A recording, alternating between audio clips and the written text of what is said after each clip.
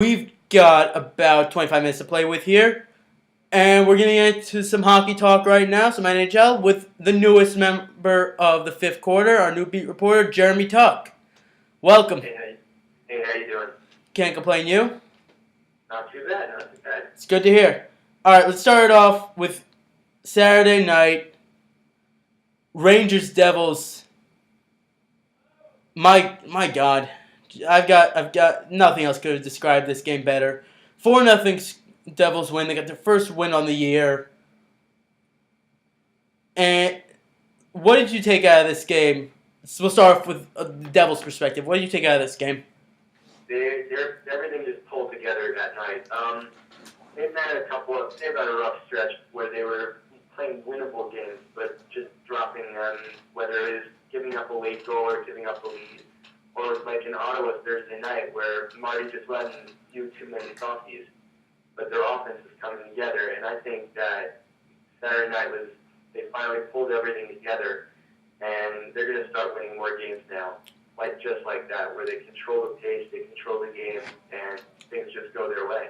Scoring summary for New Jersey: Andrei Loktionov scored his first goal in the year. Henrique scored his second. Michael Ryder scored his third. And Daniel Zuber scored his second. The Rangers have looked god awful to start this year. Have one of the lowest scoring offenses in the league. Doesn't help that that night Nash didn't play and Callahan didn't play, but also they have very, very horrible scoring depth. They've only had like 2 or 3 or 4 guys who actually put the puck in the net, like guys like Dorsett or Callahan or Brad Richards. They have to have other people step up and start putting the puck in the net, or else they're just not going to do it. Also, Marty Biron, their backup goaltender, just retired. Actually, I don't know if you heard. He retired after being placed on waivers off the Rangers. He decided to. I don't blame him after he played to start this year, but yeah, then nonetheless, it was kind of unfortunate, but a way to go. But things happen, and the Rangers just have another block to have to climb over. It's not going to be easy because they're getting hit by injuries at the worst time when they're still not doing well. They haven't played a home game yet, so it remains to be seen whether they can actually get their game back up by playing a few games in the Garden whenever that gets ready. But they have a long ways to go. They've only scored 11 goals on the year, which is tied for last with division mates Philadelphia. So it's going to be tough for them to get back, especially after losing a game like that to New Jersey. For just reference, the Rangers are playing, I believe, their first 10 games on the road? 9 games. First 9 games on the road due to renovations being held at Madison Square Garden. They should be back at home pretty soon. Speaking of the injuries, Ryan Callahan's out a month. Rick Nash out indefinitely. How much do you think this is going to hurt the Rangers going forward right now? It's going to hurt real bad because those guys are offensive catalysts on that team. And this is a team who doesn't really have many offensive catalysts to start with. Besides them, they had guys like Richards and Dorsett and guys who can actually put the puck on the net if they get their chances. And now with 2 guys out, their offense is looking somewhat more one-dimensional and easier to stop. So those guys are going to really, really help them when they get back, but we just don't know when that's going to be. Absolutely. You look at as far as the Devils go here. You take a look, and I'm sorry about that. As far as the Devils go here, they started showing some life. Daniel Zuber played very well, as did Adam Henrique. Corey Schneider also showed a lot. I don't know if that's indicative because of Ryan Callahan being out and Rick Nash being out, but he played very well. He did when he was called upon because, let's be real here, the Rangers didn't put too many good opportunities on net. Schneider, in fact, himself said, I didn't need to do all that much. My defense and my offense took care of it for me. Things like that. He knew that he wasn't the main part of that game, although he did stop every shot he faced. But none of them were particularly difficult saves, and he didn't need to exert himself all that much. So I think he played fine. He played great, and this season, although it's been a rough start so far, I think he's got the primary job in the back of his hand pocket, and he can just take it and run with it right now. Next game for the Devils is tonight away at Columbus, who is also having their own struggles right now. They're 3-5. What do you make of Brodor's play so far this year? I mean, obviously not that good because you look at the game in Ottawa, he could let up 4 really, really soft chances, and like those goals would not have gone in had he been on the top of his game. And the Devils would have gotten their first win in Ottawa two nights before their game against the Rangers. So he's definitely not being himself. I think he has a opportunity to get back to that level where he should be. But he's got to prove it now because if Schneider's going to play as well as Schneider's been playing, it's going to be tough to get that starting job back this year. Do you really think they'd bench Brodor? Not really a matter of benching because we all knew that they were going to go into a split system where one goalie is going to play around 60% of the time, maybe. And also the Devils played the most back-to-back sets out of anybody in the league, and they're obviously not going to go with one guy 2 nights in a row if they have the luxury to have 2 goalies who can play still. Now, I do think Schneider is still going to get the majority of the games, but Marty's still going to have plenty of time to show himself and to try and regain his form. Absolutely. As far as the Rangers go, what do you think's wrong with Lundqvist right now? I don't know. It's tough to say because his defense hasn't been helping him out too much. His offense certainly is putting all the weight of the game on him, and it might be a little much for him.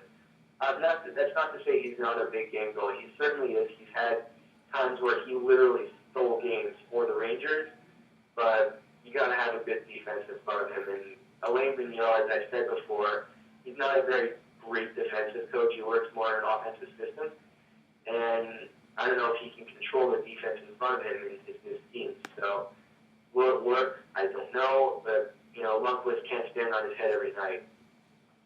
Absolutely. Moving over to the other team in the Tri-State, the Islanders right now have the best record of the 3 local teams. First of all, who would have thought we'd be saying that right now a couple of years ago? But nonetheless, what do you think of what you've seen from them so far?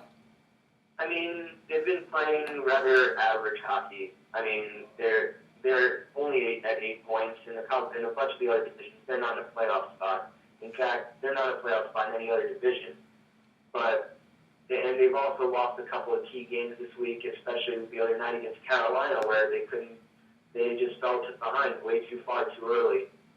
They do have the talent to be able to go places, but their defense is kind of slipping up a little bit. I could see them doing better, but they could also be doing a lot worse. Moving on to national scale, what have you made of... Let's start off going around with the Ducks and the play of Ryan Getzlaf so far. What have you seen from him? I mean, it's been phenomenal. Their entire team has just been playing really well.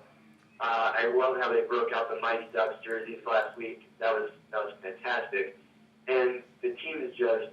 It's not even just Getzlaf. Their entire team, whether it's Perry, whether it's Jakob Silverberg, and even their goalies are playing great. And Frost or Hiller, or even last night where they had this guy Anderson make his NHL debut. They've had a great team up and down the roster. So it's not just one guy; it's everybody. Absolutely. In the Metropolitan Division, Pittsburgh's still a dominant force. They're 7-1. Crosby came out and said he's expecting intense competition. Do you see...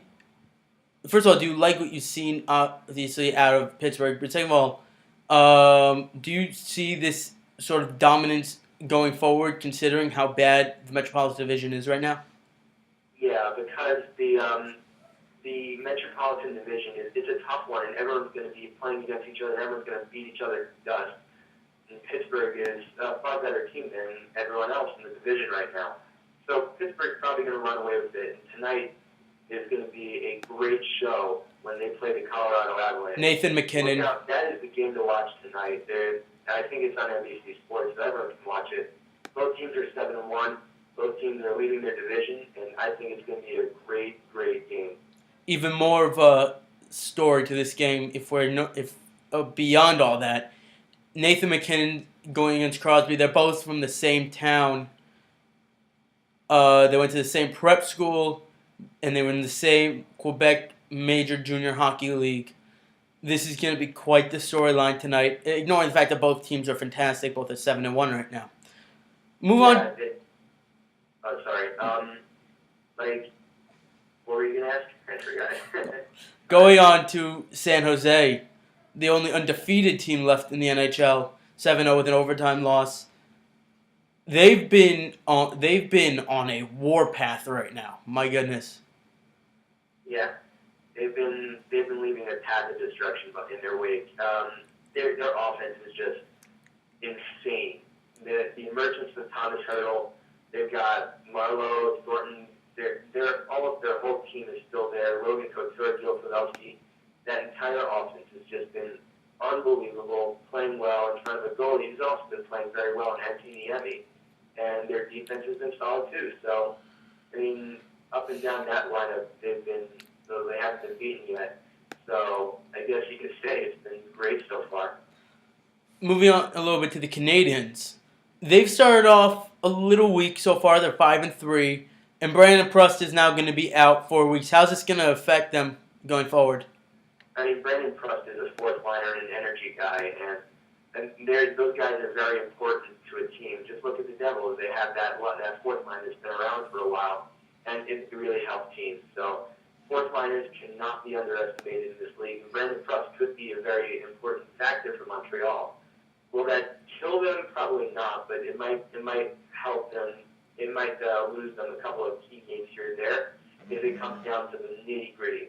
But I think they'll be just fine without him. But that's not to say he's not important. Absolutely. You look right now at the Atlantic Division. The 5 teams here are pretty neck and neck with Detroit, Toronto, Boston, Montreal, and Tampa Bay. Which team here has impressed you the most? I mean, not really like one team standing out because, I mean, Toronto has their struggles sometimes with handling the pressure of playing in the biggest hockey market arguably in the nation, and all the media attention around them points towards their mistakes. So it's kind of hard for them to stand out really, but they've been playing well. Detroit's been winning by the skin of their teeth. I wouldn't say they're very impressive, but they're winning the little battles that win them games. There's not really one standout team there, but if I had to pick one team to go forward, I'd say it's Boston. Boston, really?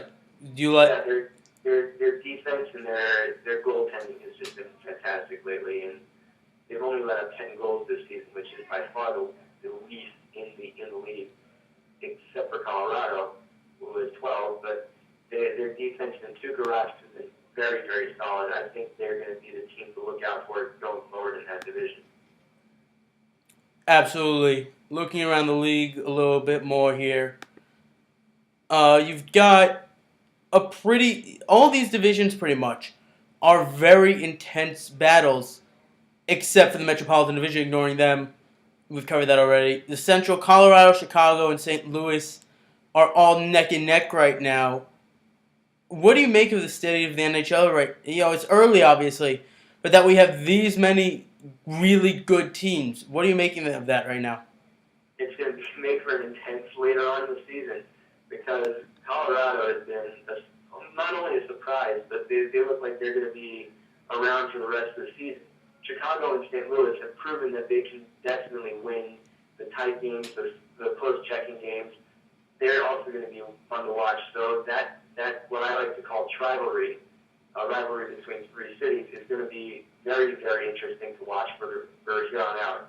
And also the rest of the league. I mean, you can't overlook the fact that even though the Metropolitan Division is weak, those battles are going to be really intense later on in the season because they have between the Islanders and the Devils, there are only 3 points split. between that. That's a game and a half. So every division is fun to watch, but the one that really stands out is going to be the Central because of those the Avalanche and the Hawks and the Blues. They're going to be really close the whole way. Absolutely. Tuck, thanks for giving us a few minutes. You got it. You can catch Jeremy every week on the fifth quarter. He'll be on with us at 2:25 every Monday. When we come back, we're going to do some baseball talk to wrap up the show. Red Sox going to the World Series. They're going to play the Cardinals. We'll give a little breakdown of that when we get back. Once again, it is 2:41. Here is what are we going to give you guys right now? Throw in some Logic with 9 to 5.